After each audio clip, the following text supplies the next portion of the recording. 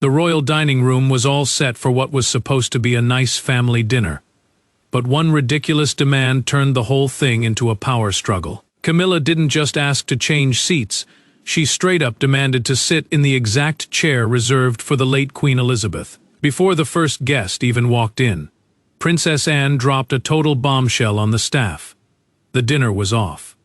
Anne walked in expecting the usual tight ship and royal decorum. Instead, she caught Camilla's name card sitting right in front of the late Queen's seat. This private dinner at Windsor Castle was literally meant to smooth things over between Charles, Camilla, William, Kate, and Anne. But that plan went out the window real fast. Sure, a chair doesn't come with any real legal power, but to the family, it was the ultimate symbol of where Elizabeth stood in their hearts. Anne stopped dead in her tracks next to the table and asked the head steward who authorized the change. He admitted that Camilla asked for it to flex her new status as queen consort. Yeah, sure, that title means she's the king's wife, but it definitely doesn't mean she gets to inherit the late queen's personal legacy. Anne's face went cold. She snatched the card up, tossed it aside, and made it crystal clear. No one is eating a bite under these conditions. In Camilla's mind, taking that seat was supposed to prove that the family finally accepted her next to Charles. After enduring years of public hate and endless comparisons, she just wanted her current status to be respected. But Anne saw it totally differently. To her, this wasn't about protocol at all. It was a shameless attempt to grab a spot in the family that no official title could ever buy. To Anne, Elizabeth wasn't just the queen. She was her mom, and her absence hung heavy over every quiet room in that castle. When Charles got the news in his private room, he read the note twice, put it down, and just sat there in dead silence, while his aide waited for orders. He got why his sister was furious, but he also knew this was going to crush his wife. William was actually on his way over when he got the call. The second he asked if Camilla's card had really been placed there and heard yes, his worst fears were confirmed. And this wasn't just a snap decision from Anne. A staffer had actually tipped her off earlier that Camilla was planning to shake up a bunch of traditions connected to Elizabeth. And the chair was just the first move. The dinner was cancelled in seconds, but the real fight behind that empty seat had been brewing for a really long time. On paper, Anne and Camilla were on the same team. But behind closed doors, they had totally different ideas of what loyalty meant. Anne believed royal respect had to be earned through grit, sacrifice, and duty. Camilla felt her title demanded visible respect. Trapped between them was the memory of a woman nobody could ever replace, and a single empty chair that brought all their unspoken drama into the open. Once the servants cleared out, Anne stayed behind by the seat. She rested her hand on its carved back and remembered a time years ago when Elizabeth gently scolded someone while fixing a seating arrangement. Rank should never turn into vanity. To Anne, the late queen wasn't just the monarch. She was her mom, her mentor, and the gold standard for how to do her job. That's why that chair mattered so much. It was tied to private family meals, real talk, and memories that had nothing to do with the crown as an institution. When Camilla's secretary broke the news to her minutes later, she slowly took off her gloves, asked if Anne personally pulled the plug, and went completely still when he said yes. Camilla had spent years taking public beatings before finally reaching this position. In her eyes, if people were still hesitating to recognize her spot, it didn't just undermine her dignity, it hurt Charles's reign too. To her, Anne's refusal felt like a slap in the face, proof that no title would ever truly make her part of the family. What made it worse was that neither woman thought she was in the wrong. Anne saw the move as total disrespect to her mom's memory. Camilla saw the pushback as a harsh reminder that she'd always be living in another woman's shadow. One was protecting her grief, the other was fighting to not feel invisible, and neither could back down without feeling like she was losing a piece of herself. Charles was caught right in the middle, and it totally paralyzed him. He completely understood why his sister was so protective, but he also knew how humiliated his wife felt. The king picked up the cancellation note again, then set it down without saying a word.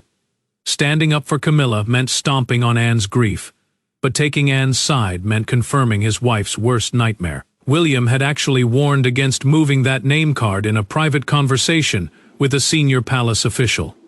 He was worried the whole thing would look less like honoring the current king and queen, and more like trying to erase the late queen's memory. Kate quietly agreed, but she told William not to let this turn into some massive royal feud over who's next in line. She could tell this wasn't about a piece of furniture anymore. It was about who got to control Elizabeth's legacy. Truth is, the deepest wound didn't even start the night of the cancelled dinner. It went back to an earlier event where Camilla crossed a line Anne never forgot. Months before the dinner, something smaller happened that went totally under the radar for the public, but rocked the palace inside. During a private service honoring Queen Elizabeth, Camilla made a request that left Anne completely speechless. Nobody yelled, nobody made a scene, but the moment the late Queen's personal tribute was altered without her daughter's blessing, a line was crossed that they couldn't undo. Anne had always been super protective of that annual remembrance service. It was a private family thing, just close relatives and a few trusted staff.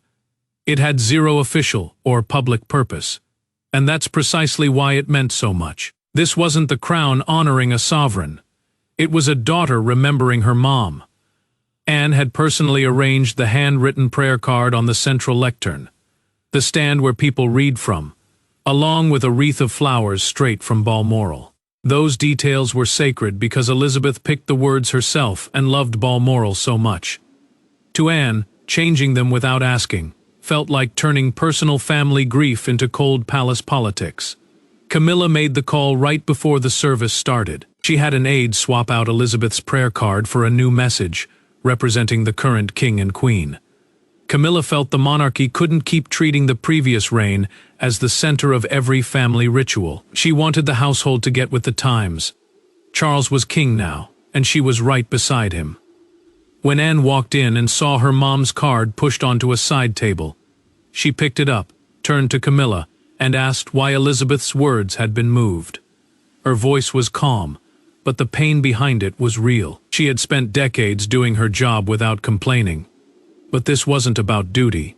It was personal. Camilla shot back that the monarchy couldn't stay stuck in the past forever. She expected a fight, maybe even screaming, but Anne didn't give her the satisfaction. She quietly put the card back on the stand, took her seat, and swallowed the insult for the rest of the service. Charles only found out later through a private report. When he asked Camilla why she did it, she told him the household needed to start acting like the new reign was real. He got her frustration, but he also saw how deeply she'd hurt his sister. Anne took action through channels. She quietly ordered a full review of every single tradition tied to Elizabeth, rooms, items, customs, that could be changed without permission. That review included the dining room chair. She explicitly requested that nobody sit in it during private family meals, unless all of Elizabeth's kids agreed. Camilla knew about this rule, so her later demand for the seat wasn't some oops moment. It was a direct challenge to the boundary Anne had set. When the two women finally faced off next to the abandoned table, nobody could play dumb anymore. The staff thought Anne would just leave after canceling dinner, but she stayed right there until Camilla walked in. No advisors, no fake royal smiles. Just the empty chair sitting between them as they aired out the real issue. One thought she was defending the future of the crown. The other thought she was disrespecting its past.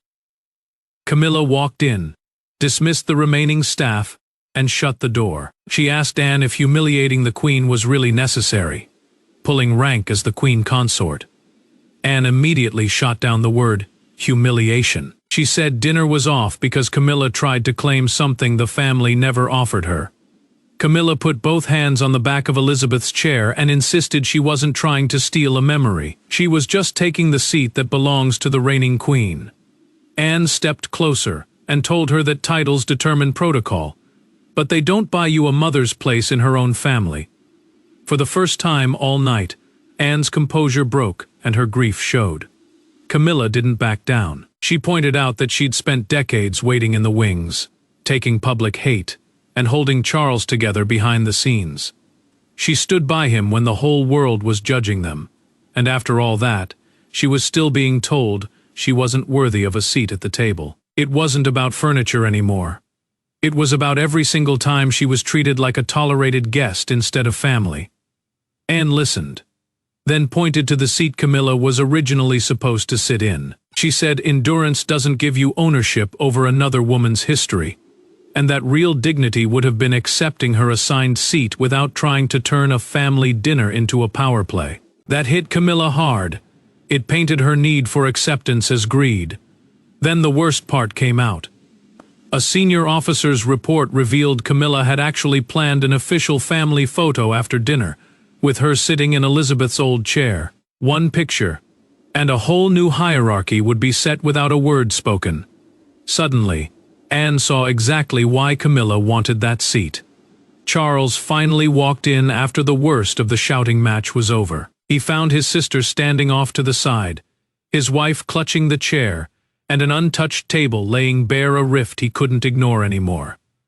He looked back and forth between them, but neither was backing down. Anne told her brother point blank that he had to choose.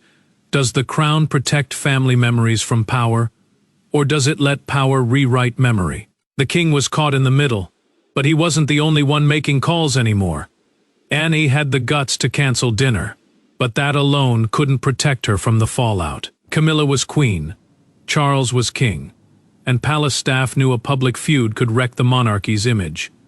But behind closed doors, William was quietly backing his aunt. He didn't order the cancellation, but his take made it almost impossible for Charles to just override it. Charles had the power to order the dinner back on. Camilla had the top ceremonial rank. But Anne had decades of dedicated service that earned her massive respect in the household. And William held the future. Top advisors begged Charles to overrule Anne, warning that letting the cancellation stand made it look like the Queen could be challenged without consequences. They pitched a compromised dinner, a low-key seating adjustment, and a private apology. Sounds nice on paper, but it completely ignored the real issue. William waited until the advisors cleared out before speaking up. He sat across from his dad and said forcing everyone to sit down for dinner would turn a private family issue into a massive public embarrassment. He picked his words carefully. Backing Anne too openly looked like taking sides against the king. But backing Camilla blindly made the monarchy look cold and eager to erase Elizabeth. Charles asked if William was taking his sister's side over his own father. William replied that he was sticking to the rule their grandmother lived by. Duty always comes before personal pride. He reminded Charles that you can force people into a room, but you can't force them to get along. A forced dinner wasn't going to fix anything. It was just going to show everyone the cracks. Kate had already warned William in private that people's love for the late Queen was still insanely strong. She felt moving too fast to replace her would destroy public trust far beyond the palace walls. William brought that exact point to his dad. The monarchy runs on the public's emotional buy, in not just titles. When Camilla heard about their talk through her secretary, she felt totally betrayed. She expected the heir to back the chain of command, not Anne's emotional claim. To her it was just more proof that the family accepted her title, but would never actually accept her. Anne refused to back down, though she knew there'd be fallout. She told William she'd take whatever punishment came her way, step back from organizing future events, and apologize for the mess. But she wasn't going to apologize for protecting her mom's seat. Finally, Charles pulled out a sealed note, written by Elizabeth during her final year. He'd avoided reading it because it felt like getting orders from beyond the grave. But as he broke the seal, he knew whatever was inside might end the fight and crush someone he loved. As Charles opened the letter, the fallout from the cancelled dinner was spreading through the palace like wildfire. By midnight, the table was cleared, but staff were whispering. Advisors were scrambling to draft cover-ups, and family members retreated to their own wings. For Camilla, the icy silence felt worse than a screaming match. For Anne, winning brought zero satisfaction. The chair sat empty, and the family was falling apart around it. The palace went into full damage, control mode. Room service meals were sent out, servants were sworn to secrecy, and the official line was logged as an unexpected family matter. Classic palace code to hide a crisis without technically lying. They knew one leak could turn this into a massive threat to the crown's credibility. Anne went back to her room with the same stone face she'd had all night. She took off the brooch her mom left her, set it down, and sat alone. The tough princess royal routine vanished, and she broke down in tears. Not because she regretted canceling dinner, but because defending her mom's memory meant fighting her own family. Camilla was dealing with her own nightmare. She pushed her untouched tray away and called her sister on a private line. Through tears, she asked if she'd ever actually be seen as family, or just the king's wife. Her anger was gone, replaced by pure humiliation. She'd made it to the top, yet one empty chair made her feel like an outsider all over again. Charles read his mom's note in silence. Elizabeth had written that traditions tied to her private family life should only be changed if the whole family agreed, never by using rank or giving orders. She wasn't banning anyone from using the chair. She was warning her kids not to turn family keepsakes into power plays. The message hit Charles like a freight train, and the guilt set in hard. He realized that by ignoring the tension for so long, he'd allowed Anne's grief and Camilla's deep insecurity to spiral into a total loyalty test. He'd hoped staying quiet would keep the peace. Instead, it just let the bitterness rot. Before midnight, William got another head up. Rumors were already leaking out. He immediately ordered his team to stay silent. Don't defend Anne, don't attack Camilla. Choosing a side in public would confirm the monarchy was at war with itself. It was already worse than he thought. A staffer had snapped a photo of the untouched dining table before the place cards were cleared. Camilla's name was right in front of Elizabeth's chair with empty settings all around it. That photo was already floating around outside palace channels. Before it hit the news, Charles asked Anne to meet him one-on-one. The next morning, Charles and Anne met with 0 staff, 0 uniforms, and 0 royal fluff. For a few minutes, they were just a brother and sister dealing with losing their mom. Charles held Elizabeth's note. Anne held the anger of a protective daughter. Charles offered her the letter, but she wouldn't take it. She told him to speak first. He had the title of king, but rank meant nothing in that room. The fight had shattered trust, and that chair was now a symbol dividing the new reign from the old one. Charles admitted that Elizabeth never cared about protecting a literal chair. She was trying to protect the family from using her memory as a weapon. She wanted personal family items handled together, not by decree. Charles read her words out loud and stopped. There were no excuses left. The reality hit Anne hard. Canceling dinner defended her mom's honor, but it also turned the chair into the exact war zone Elizabeth feared. By fighting Camilla over it, Anne had given the chair way too much power over the family. She didn't regret drawing the line, but she hated how toxic it had gotten. Charles finally owned up to his part. He confessed he'd let Camilla's insecurities slide, because he knew how brutally she'd been treated for decades. He'd watched her deal with the hate and public suspicion, and his silence was meant to protect her. Instead, it let her fear turn into entitlement. Anne gave him one non-negotiable condition to fix this. Nobody gets the chair. Period. It had to be pulled from formal family dinners forever, and kept privately with Elizabeth's personal things. That way, Camilla didn't get her trophy, and Anne didn't claim it as her own private property either. Charles agreed on the spot, not as king issuing an order, but as a son respecting his family's shared grief. That changed the whole vibe. Anne then agreed to talk to Camilla alone. She wasn't taking back her objection, but she was willing to acknowledge that canceling the dinner caused public embarrassment. Charles placed his mom's note between them and briefly squeezed his sister's hand. The battle between king and princess was over. Brother and sister remained. Anne headed off to Camilla's room alone, knowing this next talk would make or break the family. Right as they were trying to patch things up privately, the leaked photo hit the press. It popped up online around sunrise.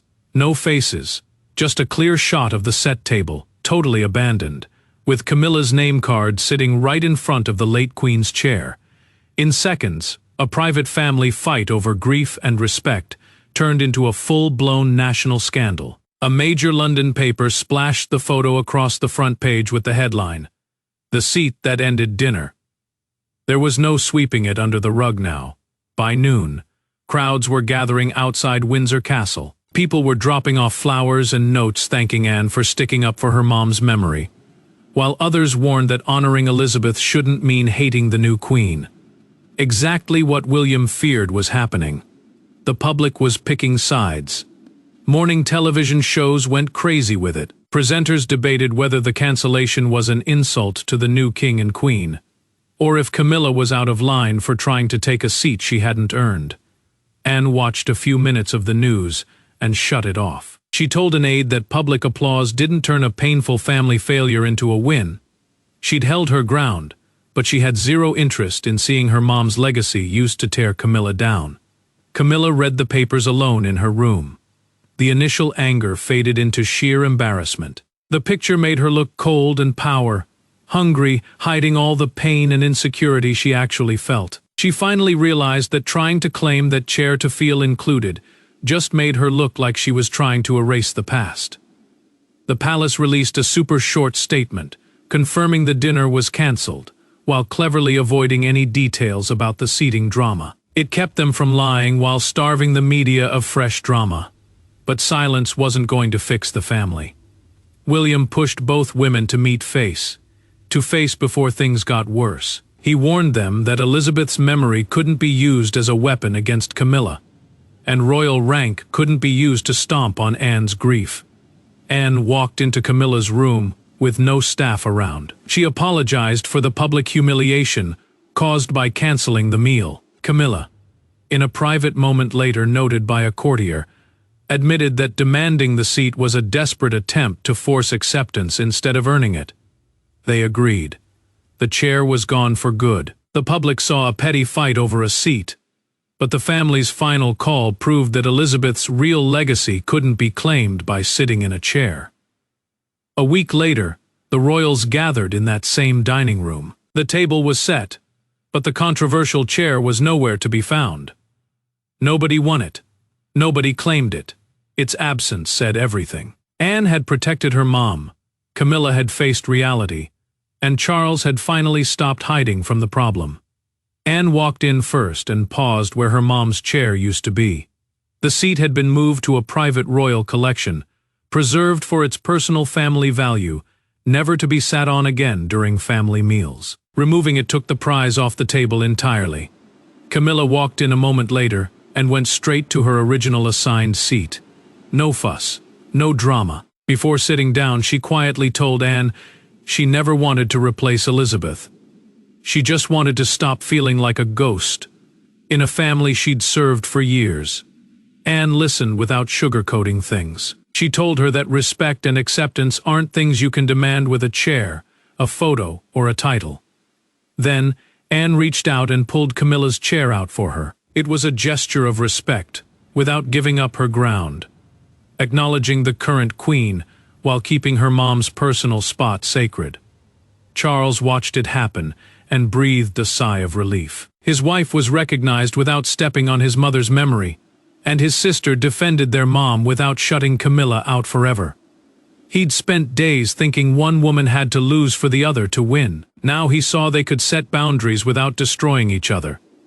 William and Kate saw a massive lesson for the future monarchy they'd one day run. Titles and power pass down automatically, but love, respect, and belonging have to be earned. The future king and queen shared a quiet look, knowing tradition only works when it puts people over pride. That night, Charles officially made it a family rule: personal items belonging to past. Away royals can only be moved or reused if the whole family agrees. No rank flexes allowed, canceling that dinner was messy and painful, but it forced the royal family to face a hard truth. Power can be inherited, but respect can't be ordered. And grief doesn't care about royal rank. The dinner finally went ahead. No speeches, no official photos, no drama. Nobody sat in Elizabeth's old spot. They ate together. Not because everything was magically fixed, but because everyone finally respected the boundaries her memory demanded. The chair was gone. But the lesson stuck. The monarchy survives. Not by letting the present erase the past, but by refusing to let the past destroy the people carrying the crown today.